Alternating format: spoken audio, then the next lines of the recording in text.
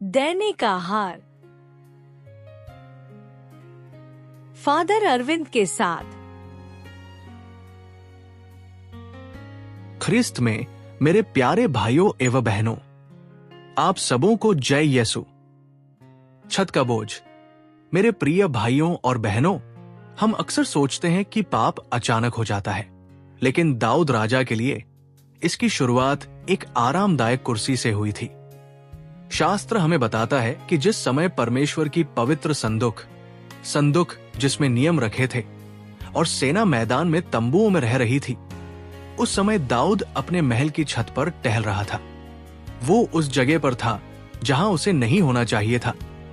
जब हम अपने जीवन के आध्यात्मिक कार्यों जैसे सेवा, प्रार्थना और त्याग को छोड़ देते हैं, तो हम केवल रुकते नहीं हैं, बल्कि हम दूसरों के जीवन को ताकने लगते हैं। इस पवित्र राजा और एक साधारण सैनिक के बीच के अंतर को देखिए।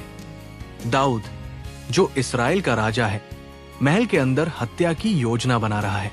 दूसरी ओर उरिय्याह, जो एक बाहरी व्यक्ति है, अपनी पत्नी के पास घर जाने से मना कर देता है, क्योंकि उसका पूरा ध्यान ईश्वर की पवित्र संदूक पर है। उरिय्याह की भक्ति इतनी पक्की है कि जब दाऊद उसे मदिरा पिलाकर मतवाला कर देता है, तब भी उसकी आत्मा जागृत रहती है। वो घर जाने के बजाय महल के द्वार पर ही सो जाता है। प्रभु हमें यहाँ एक बहुत गहरी बात सिखा रहे हैं। अपनी सुविधा खोजना अक्सर गलत रास्ते पर जाने की पहली सीढ़ी होती है। दाऊद ने सोचा कि वो एक पत्र भेजकर सब कुछ छिपा लेगा।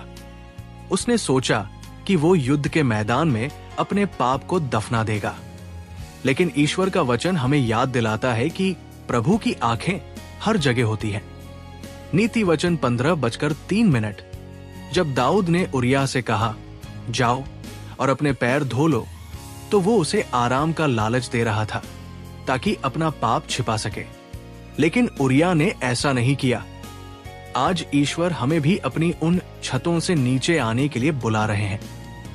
अहंकार या आलस की वे जगहें जहां से हम दूसरों को नीचा देखते हैं, प्रभु चाहते हैं कि हम वापस उस मैदान में लौटें जहां उनकी उपस्थिति है।